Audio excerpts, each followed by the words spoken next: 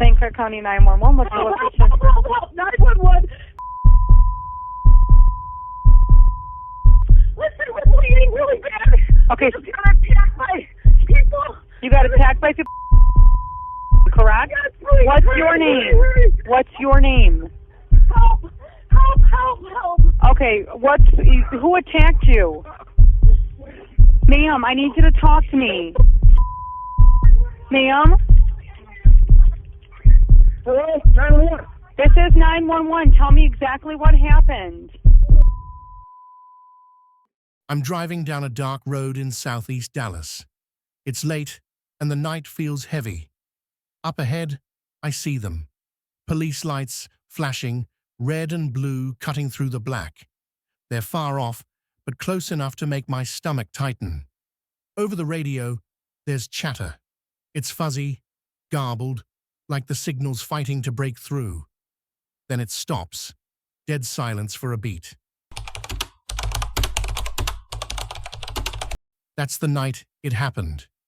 A businesswoman, Dishaye Stevenson, 35 years old, a mom with everything going for her. She's lying dead on the roadside, shot. I've got 1 minute to show you why this case still haunts Dallas. Stick with me. I dug into Dishaye Stevenson, 35, a Dallas mom and entrepreneur. She built a business from scratch, consulting, something with numbers and clients. She had a 16-year-old daughter, bright and quiet, and her mom lived with them, half paralyzed after a stroke. Dishaye juggled it all. She'd wake up at 5 a.m., make breakfast, check on her mom, then disappear into her home office. You'd hear her on calls, laughing, fixing problems for people miles away. Her daughter told me, "Mom never sat still. She was always doing something for us." Her presence was a burst of sunlight in the gloom, a warmth that lifted everyone. But then there's her husband, Michael, 39. He didn't fit. Her family saw it. Odd looks, like he was somewhere else. At dinners, he'd sit at the end of the table, staring at his plate, barely touching the food. Someone would ask him a question, and he'd snap, "What?" Too loud, too sharp. The room would freeze. Dishaye would jump in, change the subject, smile like nothing happened. But her sister, Jasmine, told me, "We knew. He wasn't right. Not with her. There were fights, loud ones, behind closed doors. Dishaye never talked about them. She'd just say, 'He's going through something. He'll be okay.' She stuck by him, even when her family begged her to see the cracks. I kept thinking, why? Why stay? What held her there? Something was off, something no one could name. And what happened next, no one could explain. It was October 23rd, 2023. Dishaye Stevenson stepped out of her Dallas home just after 7 p.m. to meet a client at 8 p.m. She was 35, sharp, her energy a quiet force that drew people in. Her 16-year-old daughter waved from the porch as Dishaye tugged her red scarf tighter. Her mom's gift from years back. She carried a small black bag slung over her shoulder. "Meeting a client," she called out, her voice steady. That's the last time anyone saw her breathing. 12 hours later, a jogger stumbled across her body off a quiet stretch of southeast Dallas Road. Face down in the grass, arms splayed, like she'd fallen hard. One bullet hole in the back of her head. Blood soaked into the dirt, turning it black under the weak morning sun. Police tape snapped up fast, yellow against the grey dawn. Neighbors stood behind it, whispering. Crows circled overhead. Cops didn't waste time. They locked eyes on Michael Smith, her husband, before the day was out. Why him? His name kept coming up. He was with her that night. Said she left for that meeting around 8. But her phone showed nothing. No calls, no texts, no client, just silence. Then there's her car, found a mile from the body parked crooked on a side street. Michael's fingerprints smudged the wheel. He claimed he hadn't touched it in days. I don't buy it. Neither did they. Squad cars rolled up to their house by noon, lights flashing. He was in cuffs before the news vans arrived. Let's peel this back. Dishaye ran the show. She owned a small cleaning business, pulled in steady cash, enough to keep the lights on and food on the table. Michael? He didn't work. Hadn't in years. She was the spine of that family, and he leaned on her hard. Last year she handed him $10,000 for his birthday. Cash. No questions. A gift, she called it. I call it a lifeline. But it didn't fix him. Drugs had him hooked. Coke at first, then pills, then whatever he could snort or swallow. He'd vanish for days, come back with empty pockets and a shorter fuse. Neighbors heard the fights, glass breaking, doors slamming. Dishaye told her sister, "He's sick. I can't just walk away." But sick doesn't explain the bruises. Jasmine saw it all. She's Dishaye's younger sister, 32, soft-spoken but sharp-eyed. She told me he wasn't the same alone with her. She'd catch him gripping Dishaye's arm too tight, his voice low and mean, his eyes wild, like something was clawing out of him. Jasmine and their mum begged her to leave. "He's dragging you down," they'd say. Dishaye just shook her head. "He needs me. I can handle it." She'd smooth her sleeve over the marks and keep going. The family saw the red flags, his temper, the drugs, the way he'd watch her when he thought no one noticed. They tried pulling her out, but she dug in deeper. Loyalty, maybe. Love, probably. Fear? Could be. So here's where it stings. Dishaye held the power. Money, grit, the will to keep it all together. But Michael's demons were gaining ground. Why'd she stay? What tethered her to a man coming apart? Did he snap that night? Lose it in a haze of rage and powder? Or was it colder than that? Planned out while she slept? The questions sit there, heavy as the gun that killed her. And they don't let go. The cops didn't waste time. October 24th, late afternoon, they pulled up to Michael Smith's place. The investigation had been a beast, grueling, relentless. Detectives burned the midnight oil, chasing down every lead to reconstruct Dishaye's final hours. They knocked on doors, grilled neighbors, pored over phone records, and combed the crime scene for anything, a hair, a fiber, a whisper, that could point them to her killer. It was slow, methodical work, like assembling a puzzle with half the pieces missing.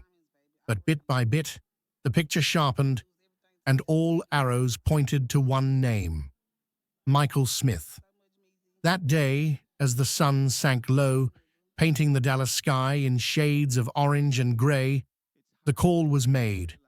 The lead detective, a guy with salt and pepper hair and eyes that had seen too much, gathered his team.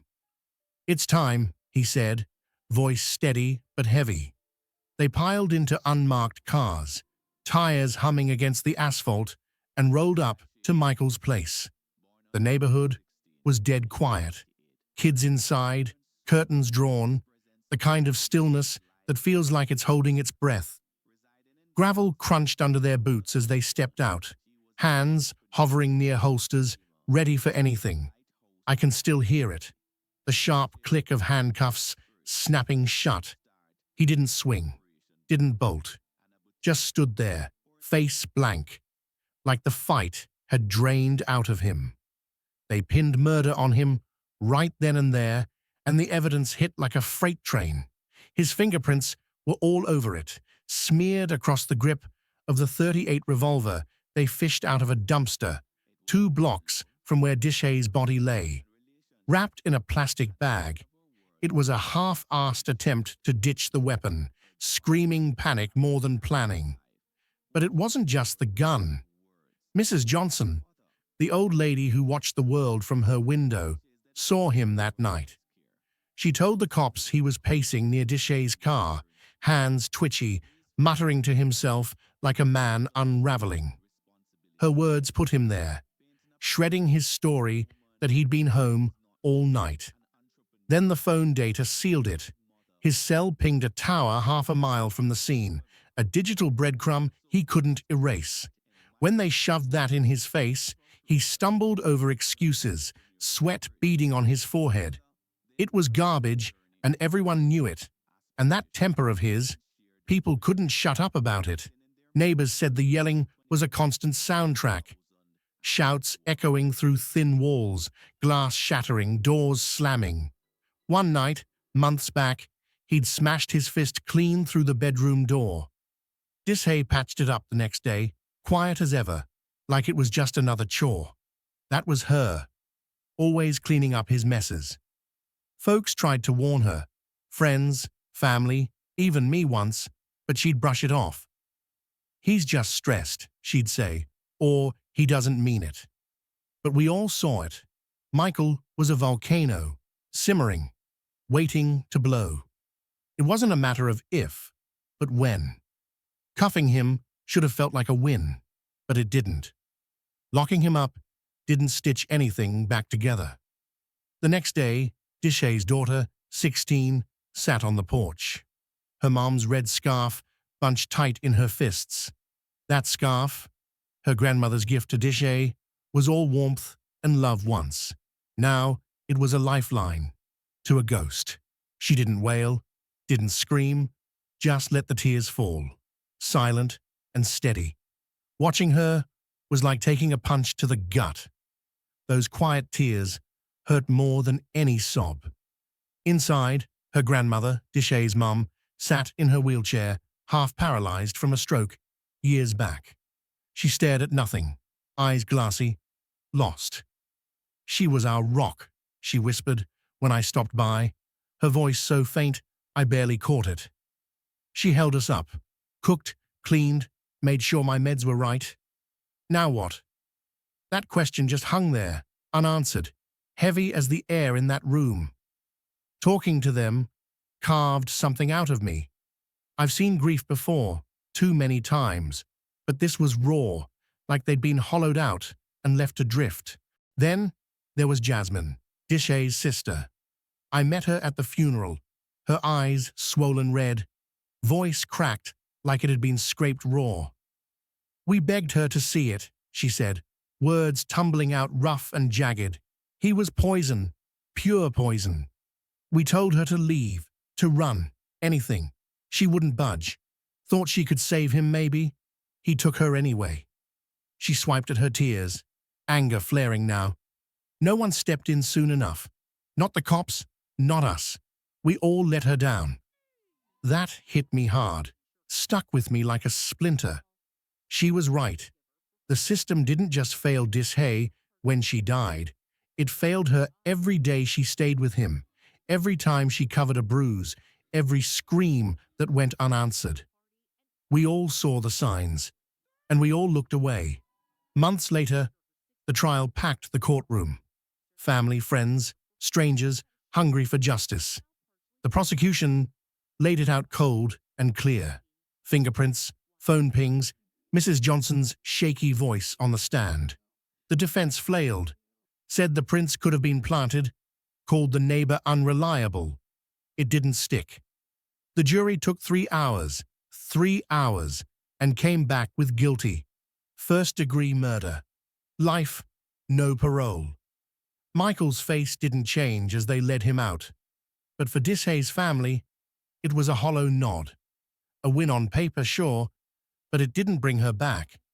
The jail door slammed on Michael, metal on metal, loud and final, ringing through the cell block like a gavel. He shuffled off, head down, the last of his lies crumbling. But that wasn't the end of it. Cut to the cemetery, grey clouds pressing low. The daughter stood by Dishaye's grave, her hand brushing the headstone. Simple, stark. Just a name and dates that didn't add up to enough years.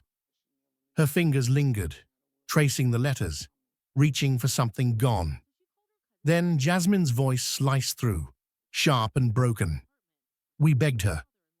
The wind carried it, faint but piercing, a memory that wouldn't fade. Silence crashed down after, a thick, suffocating quiet. It was justice, yeah. Michael locked away, paying for what he did. But it was grief too, a hole nothing could fill. And failure.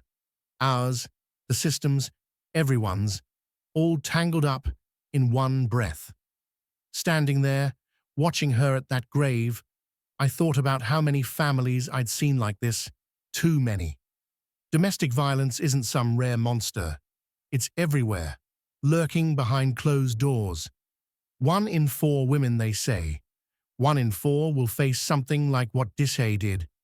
She was strong, smart, the kind of person you'd never peg as a victim. But she stayed, trapped by love, or hope, or fear. And it cost her everything. That's the kicker. It can hit anyone, anywhere. We've got to do better. See the signs, step in, offer a way out before it's too late. Michael's behind bars now, and that's something. But for the daughter, her grandmother, Jasmine, for everyone who loved Dishaye, the scars don't fade with a verdict. They carry her in pieces. A scarf, a memory, a quiet house. Her story's not just a murder. It's a warning, a plea.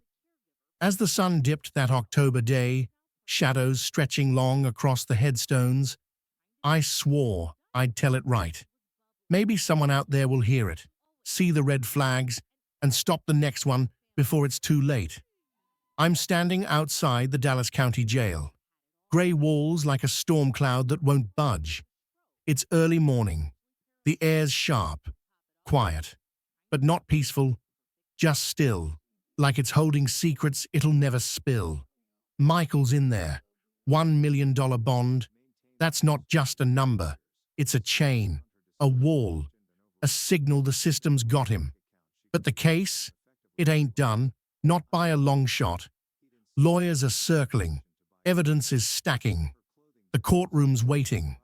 I can almost hear the gavel, distant but coming. I turn from the jail. My boots crunch gravel. Wind kicks up, carries the clang of a gate inside. It's November now, and the chill isn't just weather. It's the weight of what's gone. Dishaye's family is scattered across Dallas, trying to rebuild. Her daughter wakes to silence. No mom to nudge her. Her grandma, still in that wheelchair, just staring. Jasmine, still angry, still haunted. Michael's locked up, but it doesn't fix the silence they're living in. Doesn't bring her back. November 4th. Dishaye's funeral. Cornerstone Baptist Church. Skies low and grey. Flowers everywhere. Roses, lilies, daisies, trying to soften the truth. But they can't. Petals are wilting. They look as tired as the people standing here.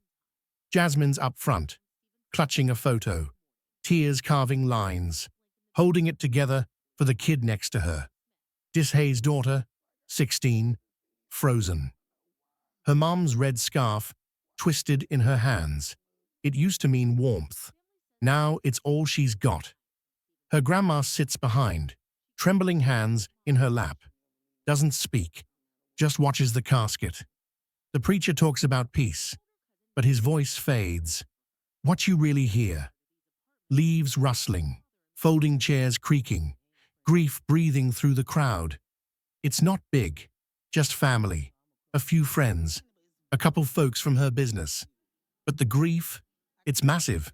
She was their anchor, ran her cleaning biz, raised her girl, cared for her half-paralyzed mum, woke up before dawn, made breakfast, checked meds, worked hard, kept it all together. Now she's gone, and the dark's closing in. 1 in 4 women face this. Domestic violence creeps in slow, then explodes. 1 in 4. That's not a stat. That's Dishaye, hiding bruises, saying I'm fine when she wasn't. It's the fights nobody stepped into, the screams nobody answered. She was strong, too strong, strong enough to stay, And it cost her everything. Her story isn't rare. It's thousands, behind doors, every day, and we look away. Back at the jail, I picture Michael in that cell. Walls closing in. The trial's coming. Justice is crawling. But its cold comfort doesn't undo the blood, doesn't fix the silence. Dishaye's family carries the real sentence. I walk away from the funeral. Flowers fading, crowd thinning. Her lights gone. Text fades in.